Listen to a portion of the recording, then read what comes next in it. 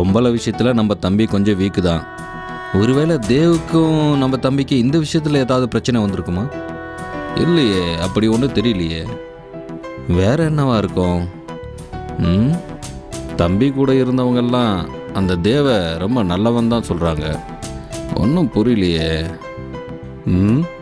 ஒருவேளை இப்படி இருக்குமோ? அந்த தேவு கருப்பு பணத்தை கொண்டு வந்து நம்ம தம்பிக்கிட்ட கொடுத்து அதை திருப்பி தராமல் நம்ம தம்பி எதனா பிரச்சனை பண்ணி அதனால் அந்த தேவ ஆளுங்களை வச்சு நம்ம தம்பியை போட்டு தள்ளியிருப்பானோ?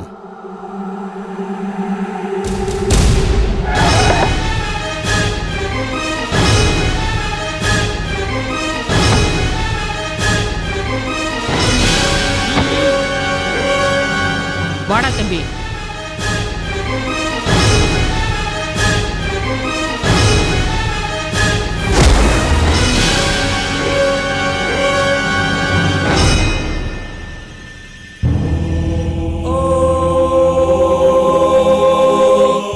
பாத்தியா மாமா, உன் தம்பியோட நிலைமை பாத்தியா? இதுக்காக தான் உங்க தம்பி என்ன ஆசையா துரத்தி தூக்கிட்டு போய் கல்யாணம் பண்ணாரா? உங்க தம்பிக்கு 2வது பொண்டாட்டின்னு என்ன ஊரே அசிங்கமா பேசினாலும் அதை பெருசுப்படுத்தாம வாழ்ந்த. ஏன் தெரியுமா? பொண்டாட்டி கொடுத்திருந்த மரியாதையும் கௌரவத்தையும் எனக்கும் கொடுத்து வச்சிருந்தாரு. அப்படிப்பட்ட என் புருஷன் சாக காரணமா இருந்த அந்த கொலைகாரன் யாரு? அவனோட சாவு ஏன் கையால தான் இருக்கணும். சொல்லு மாமா, சொல்லு மாமா. என் தாலி பறிபோக காரணமா இருந்த கொலைகாரன் யாரு? இங்க பார், அவனுக்கு கழுத்தை நீட்டி கொஞ்ச நாள் பொண்டாட்டியா வாழ்ந்த உனக்கே இவ்வளவு இருக்கும்போது என் கூட பிறந்த தம்பி அவனை அவ்வளோ அநியாயமா கொண்டு இருக்காங்களே, எனக்கு ஆத்திரம் எவ்வளோ இருக்கும். விடுவனா? விட மாட்டேன். அவன் ஒருத்தன் உயிர் தான் நீ எடுக்கணும்னு நினைக்கிற, ஆனா நானு அவன் ஒட்டுமொத்த கும்பலையும் வேரோட அழிக்கணும்னு நினைக்கிறேன். என் சைட்ல இருந்து கமிஷனருக்கு என்ன பிரஷர் கொடுக்கணுமோ அதை நான் கொடுத்துட்டேன். நீ சைலண்டா இரு. எதுவா இருந்தாலும் நான் பாத்துக்கிறேன். என்ன விளையாடுறியா மாமா? செத்து போனது உன்னை பொறுத்த வரைக்கும் உன் தம்பி, ஆனா எனக்கு என் உயிர். உன் முன்னாடி நின்னு பேசுறனா செத்து போன பொணமா தான் நிக்கிறேன். என் புருஷனை கொன்னவன பழி வாங்கணும்னு துடிச்சிட்டு இருக்கேன். நீ என்னடானா என் சைட்ல கமிஷனருக்கு பிரஷர் கொடுத்துட்டேன். எதுவா இருந்தாலும் நான் பாத்துக்கிறேன், நீ அமைதியா போன்னு அசால்ட்டா சொல்ற. ஜபார், உன்ன மாதிரி எதையும் எடுத்த கவுத்தோன்னு என்னால செய்ய முடியாது. ஏன்னா நான் ஒரு பொறுப்புல இருக்கேன். எதை எப்ப செய்யணும்னு ஒரு வரமுறை இருக்கு. இதை நான் வேற மாதிரி டீல் பண்ணிக்கிறேன். உன் டீல் என்னன்னு எனக்கு தெரியுமாமா. உனக்கு உன் தம்பி மேல உள்ள பாசத்தை விட நீ உட்காந்துருக்கிற பதவி மேலதான் ஆசை ஜாஸ்தி. அந்த பதவியை காப்பாத்திக்க சட்ட ரீதியா போகணும்னு பாக்குற. என் புருஷன் உயிருக்கு என்ன பதில் சொல்ற? இத பாரு மாமா, எனக்கு இந்த சட்டம் கட்டத்துக்கெல்லாம் போய் பழக்கம் கிடையாது. இதை தான் செய்யணும், இதை செய்யக்கூடாதுன்ற இந்த வரமுறைலாம் எனக்கு தெரியாது. எனக்கு எது சரின்னு படுதோ அதை செஞ்சுட்டு போயிட்டே இருப்பேன். அதனால வர ஆபத்தை பத்தி நான் கவலையே பட மாட்டேன். இதனால என்ன, என் உயிர் போகுது அவ்வளவுதானே, போயிட்டு போகுது. நான் உயிருக்கு உயிரா நினைச்சிட்டு இருந்த என் புருஷன் உயிர் போன பின்னாடி நான் இருந்தா என்ன போனா என்ன? சொல்லுங்க, யார் அவன்? சொல்லுங்க, யார் அவன்? சொல்லுங்க மாமா, உங்களை தான் கேக்குறேன், யார் அவன்?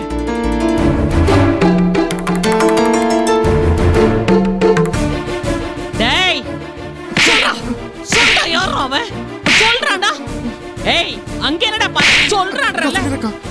சொல்லு. பாம் வச்சு கொன்னது யாருன்னு தெரியல.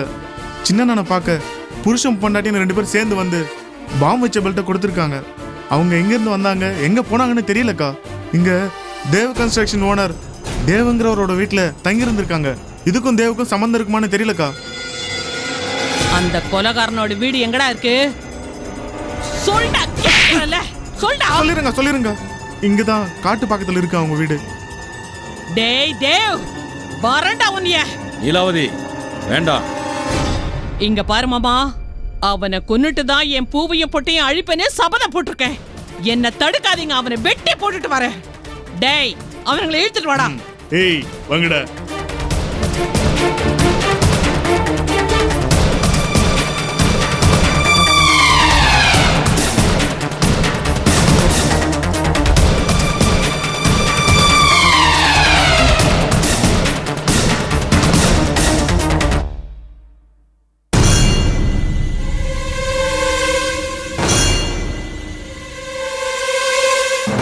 மீண்டும் ஒரு முக்கிய செய்தி. பிரபல தொழிலதிபர் தேவ் ஒருவரை கொலை செய்த குற்றத்திற்காக நேற்று இரவு சிபிசிஐடியினரால் கைது செய்யப்பட்டார். கொலைக்கான காரணம் இன்னும் தெரியவில்லை.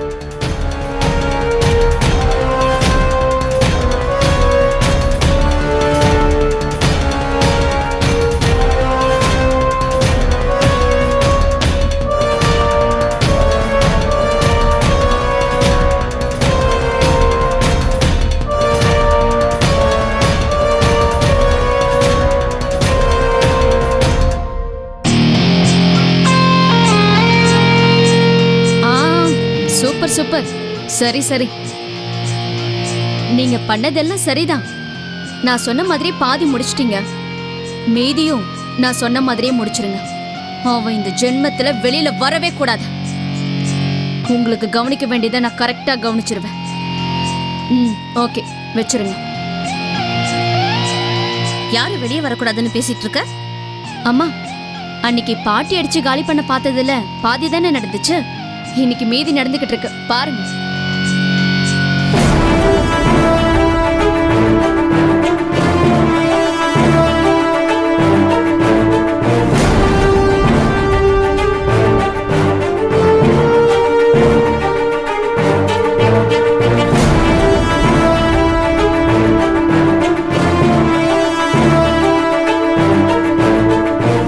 இதெல்லாம் நீயா செஞ்ச?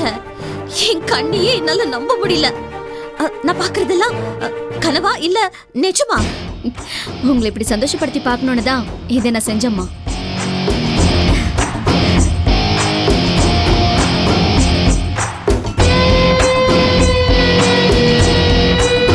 ஆமா, அந்த பொண்ணு தேவோட ஃப்ரெண்டு. அவளை எப்படி உன் கைக்குள்ள கொண்டு வந்த? யாரு தேவோட ஃப்ரெண்டு? இவளா? தேவோட ஃப்ரெண்டா நான் தான் நடிக்க வச்சேன். நீ நடிக்க வச்சியா? அதை எப்படி அந்த தேவ் நம்புனா? அந்த தேவ் ஒரு முட்டாள். அவன் கிட்ட சொந்தக்காரங்கன்னு சொல்லி எந்த காரியம் வேணா சாதிச்சுக்கலாம். நானே அப்படிதான் அந்த வீட்டுக்குள்ள போனேன். அதெல்லாம் சரி, இனிமே தேவ் வெளியே வரக்கூடாது. ஜாமீன்ல கூட வெளியே வரக்கூடாது. முதல்ல அதுக்கான வேலையெல்லாம் நம்ம பார்க்கணும். நீங்க இப்படி சொல்லுவீங்கன்னு தெரிஞ்சுதான் நீங்க சொல்றதுக்கு முன்னாடி அதுக்கான ஏற்பாடுகளை நான் செஞ்சு முடிச்சிட்டேன். செஞ்சு முடிச்சிட்டியா? ஐயோ, இத பிரபு கேட்டா எவ்வளவு சந்தோஷப்படுவான் தெரியுமா? பிரியா, எனக்கு இப்ப எவ்வளவு சந்தோஷமா இருக்கு மாதவி. பிரியா, இதோ வரேம்மா. என்னால நம்பவே முடியல. அம்மா. பிரியா, பிரியா இத பாத்தியா? பிரியா, என் பொண்ணு என்ன காரியம் பண்ணிருக்கான்னு பாத்தியா? இத பாரு.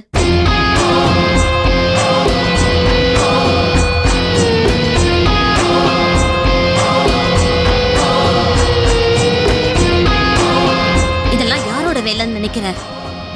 என்னோட மகன்னு சொல்லிட்டு இருக்கேனே இந்த மாதவி, இவ செஞ்ச வேலைதான் இதெல்லாமே. ரொம்ப சந்தோஷமா இருக்கு மாதவி. நீ ஒவ்வொரு காரியமும் பண்ண பண்ண எனக்கு எனக்கு ரொம்ப சந்தோஷமா இருக்கு. அன்னைக்கு சொல்லும் போது சாதாரணமா தான் சொன்னேன், நீ என் மகன்னு. என் குணத்துல நீ அப்படியே இருக்கிறதுனால இப்ப சொல்றேன், நீதான் என் மக, நீதான் என்னோட வாரிசு.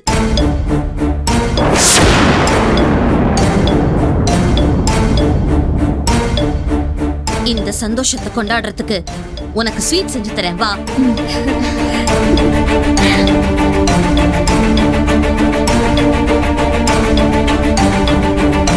இது உண்மையா இருக்குமா?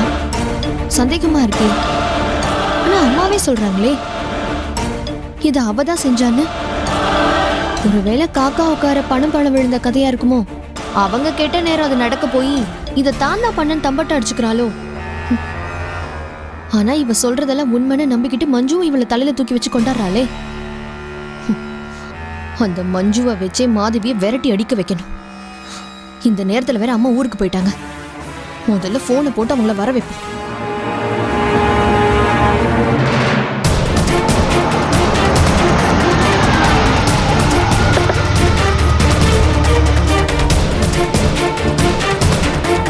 அக்கா, இந்த போலீஸ்கார உட்கார்ந்திருக்காரு, அதான் தேவோடைய வீடு. அந்த வீட்ல யாரா இருக்காங்கன்னு விசாரிச்சுட்டு வா. சரி போ.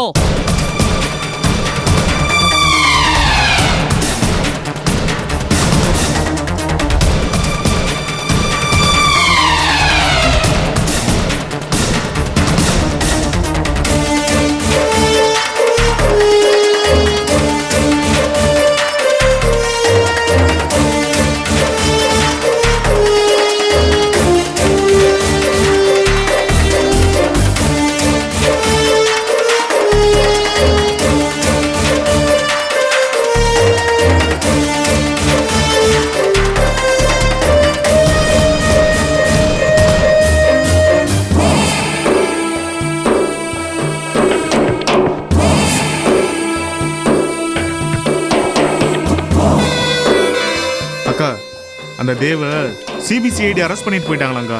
வீட்டில் யாருமே இல்லையாங்க்கா. வீட்டில் இருக்கிறவங்க எங்கே போனாங்கன்னு கூட தெரியாதான். அந்த வீட்டுக்கு சீல் வேற வச்சுட்டாங்களாங்க்கா.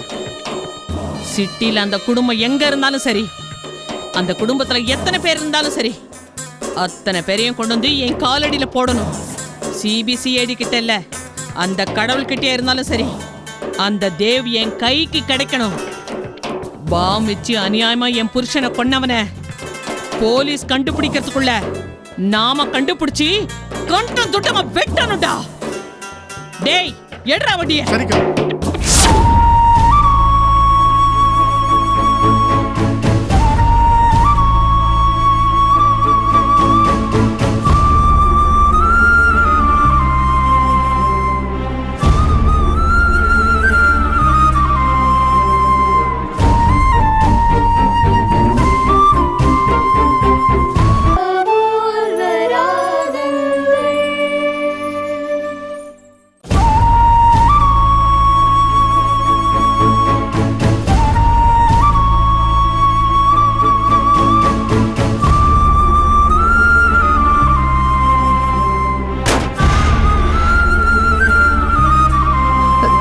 யாருமா, என்ன வேணும்?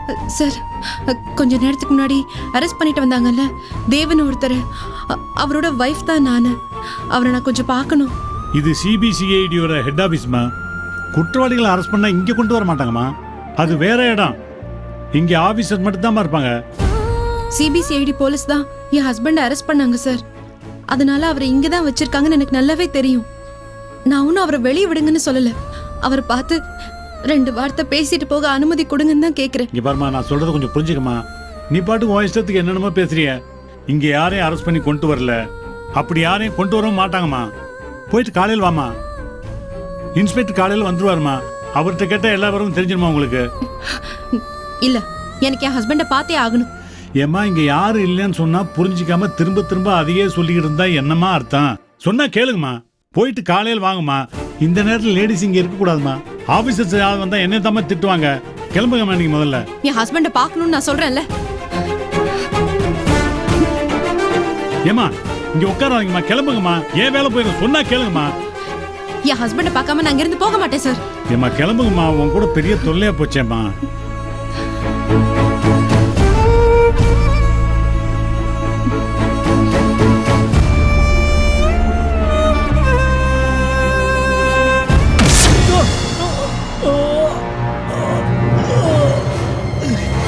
ஏய்,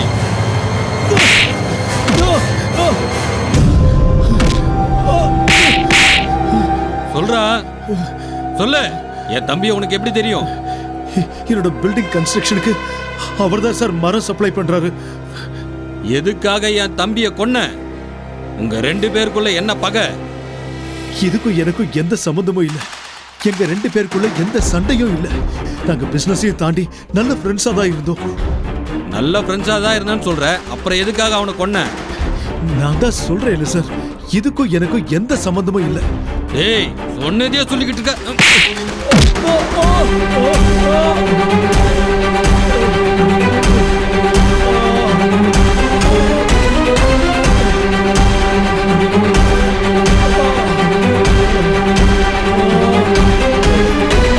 ஏய், தூக்குங்கடா.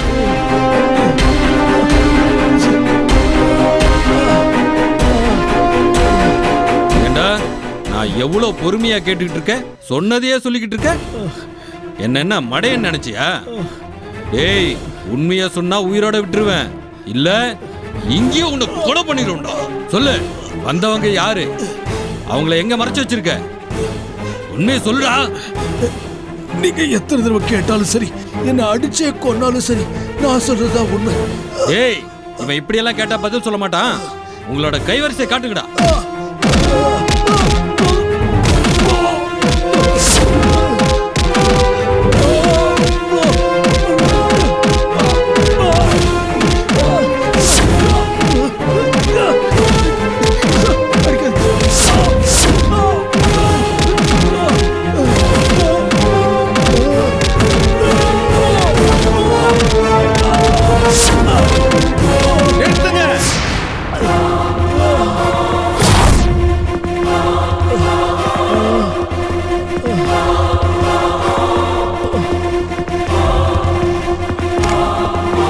என்ன சார் இதெல்லாம்? முதல்ல நீ யாரு? அன்னைக்கு கமிஷனர் அறிமுகப்படுத்தி வச்சாங்களே, ஞாபகம் இல்லையா உங்களுக்கு? இந்த கேஸை டீல் பண்ற இன்ஸ்பெக்டர் நான் தான். ஓஹோ, அப்படியா? பரவாயில்ல, நீ கொஞ்சம் வெளியில நில்லு, இவனை விசாரிக்க வேண்டியது இருக்கு. சார், இது ஏன் டியூட்டி சார், உங்க டியூட்டி கிடையாது. நான் யார் தெரியுமா? சென்ட்ரல் மினிஸ்டர், தெரியும்ல? இருந்துக்குங்க, அந்த வேலையை போய் பாருங்க சார். அதை விட்டுட்டு ஏன் வேலையை நீங்க செய்றீங்க? செத்தது வேற யாரோ இல்ல, என்னோட தம்பி. சார், சட்டத்துக்கு முன்னாடி எல்லாரும் சமம்னு உங்களுக்கு தெரியாதா? உங்க தம்பிக்குன்னு தனி சட்டம் எதுவும் கிடையாது. ரோட்ல போயிட்டு இருக்க யாருமே இல்லாத அனாதை கூட இப்படி ஒரு அசம்பாவிதம் நடந்திருந்தா நான் என் டியூட்டியை பார்ப்பேன். குற்றவாளியை கண்டுபிடிச்சு சட்டத்துக்கு முன்னாடி ஒப்படைப்பேன். இவரை விசாரணை பண்றதுக்கோ அடிக்கிறதுக்கோ உங்களுக்கு யார் சார் ரைட்ஸ் கொடுத்தது?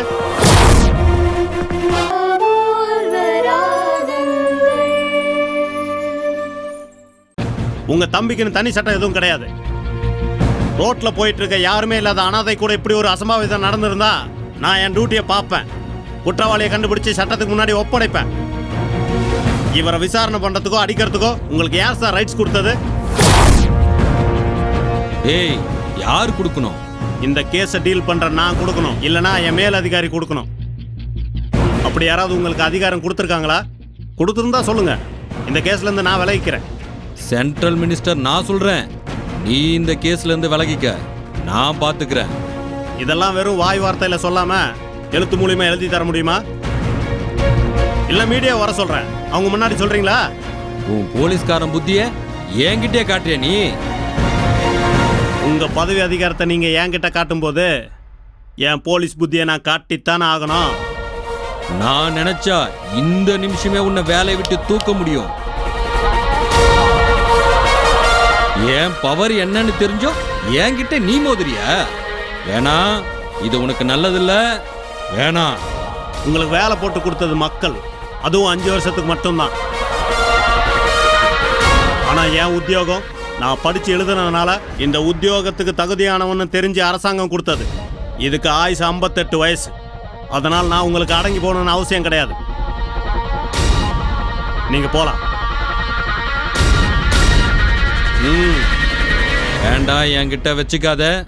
என் பொறுமைக்குன்னு ஒரு எல்லை இருக்கு. சும்மா அந்த சவுண்டு கொடுக்குற வேலையெல்லாம் இங்கே வச்சுக்காதீங்க. கொஞ்ச நேரத்துக்கு முன்னாடி சொன்னீங்களே, நான் நினச்சா இந்த நிமிஷமே என்ன வேலையை விட்டு தூக்க முடியும்னு. முடிஞ்சா அந்த வேலையை போய் பாருங்க, போங்க, வெளியில போங்கன்னு சொன்னேன். டேய், நான் யாருன்னு உனக்கு காட்டுறேன்டா.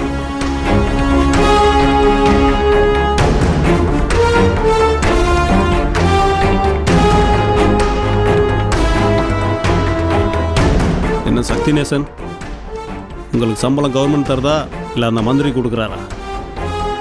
கவர்மெண்ட்டை தான் கொடுக்குதுன்னா வேலையில் சேரும்போது சத்திய பிரமாணம் எடுத்துக்கிட்டீங்க. நீதிக்கும் நேர்மைக்கும் நியாயத்துக்கும் சட்டத்துக்கும் கட்டுப்படுவேன். அப்படி சட்டத்துக்கு கட்டுப்பட்டு நீங்கள் நடப்பீங்கன்னா அந்த மாதிரி நடந்துக்குங்க. இல்லை மந்திரி கொடுக்குற சம்பளத்தில் தான் நீங்கள் வேலை பார்க்குறீங்கன்னு சொன்னீங்கன்னா அவர் வீட்டில் வாட்ச்மேன் வேலை இருந்தால் அதை போய் பாருங்க. நீங்கள் எப்படின்னு எனக்கு தெரியாது, ஆனால் என்னை பொறுத்த வரைக்கும் நான் எடுத்த சத்திய பிரமாணம் படி தான் நான் நடந்துக்குவேன்.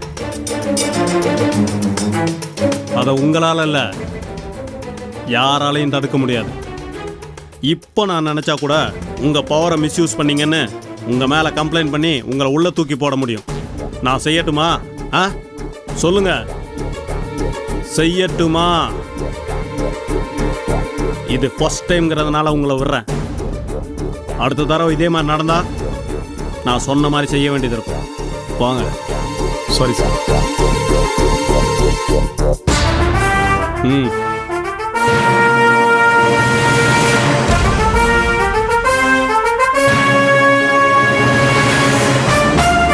வெளியில போங்க.